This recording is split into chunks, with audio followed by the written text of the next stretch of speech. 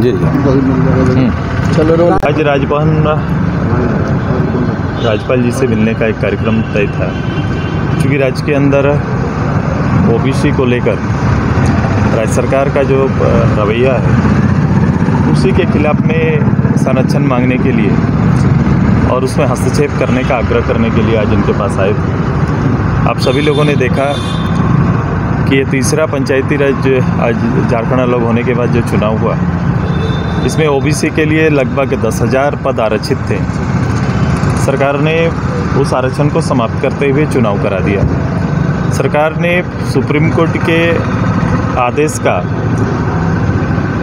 जिसमें supreme court ने कहा था कि राज्य के अंदर अब सामाजिक, शैक्षणिक और आर्थिक स्थिति का एक स्वतंत्र संस्था के माध्यम से, एक संवैधानिक संस्था के माध्यम से उनका सर्वेक्षण करने के बाद ये सुनिश्चित करिए कि लोकल बॉडी के इलेक्शन में इनके लिए आरक्षण तय कर सकते हैं। ये डायरेक्शन था। सरकार ने वो पहल नहीं किया। जब इसके खिलाफ में हम लोग सुप्रीम कोर्ट गए तो एक हलफनामा दिया और गलत हलफनामा दिया कि हम इस प्रतिक्रियाधीन हैं, हम इसमें काम कर रहे हैं। चूँकि अभी कोविड का समय पार हुआ है और अभी चुनाव करना आवश्यक है, इसलिए वो हम चुनाव कराने का अवसर दीजिए। और सुप्रीम कोर्ट ने उस हलफनामा के आलोक में उन्हें भविष्य में इस तरह के टेस्ट कराने के बाद ही चुनाव करने का निर्देशित किया। अभी नगर इकाई का चुनाव होने वाला है। नगर इकाई के चुनाव में भी सरकार आगे बढ़ रही है और इसमें भी उसी तरह की स्थिति पैदा हो गई है कि ओबीसी के लिए लगभग हज़ारों पद में अब उनके लिए आरक्षित नहीं रह जाएंगे। हमारा प्रोटेस्ट करना ज़रूरी है, क्योंकि लगातार इस प्रदेश के अंदर ओबीसी का एक बड़ी आबादी का, पिछड़ों का अवहेलना हो रहा है। उनके पद जिनके उनके लिए आरक्षित थे वो पद समाप्त किए जा रहे हैं। उसी के खिलाफ में आज हम लोग राजभवन आए थे, मेरा प्रतिनिधिमंडल राजभवन आया। हमने काफ़ी लंबी चर्चा की और उन्होंने भी हमारी बातों को काफ़ी, और कोर्ट के निर्देशों को, उनकी कॉपियों को देखा है और हमें पूरा विश्वास है कि इस पर ये पहल करेंगे ताकि इस राज्य की एक बड़ी आबादी को उसके आरक्षण से वंचित ना हो सके। सुदेश जी, आप कह रहे हैं कि सरकार ओबीसी विरोधी है, लेकिन यही सरकार है जो स्पेशल सेशन ला रही है, जिसमें ओबीसी को 27% आरक्षण और स्थानीय नीति जो है वो तय करने जा रही है। आरक्षण क्यों मांग रहे हैं? आरक्षण क्यों लागू हुआ? आरक्षण इसीलिए लागू हुआ कि वो समानता का अधिकार उनको प्राप्त हो सके, उनको अपग्रेड किया जा सके। जिस प्रतिशत में 10,000 पद पंचायत के आरक्षित थे, आप उस पर सुप्रीम कोर्ट के डायरेक्शन का अवहेलना करते हुए आप उसको नहीं कर रहे हैं। 27% आरक्षण और स्थानीय नीति जो है वो तय करने जा रही है। आरक्षण क्यों मांग रहे हैं? आरक्षण क्यों लागू हुआ?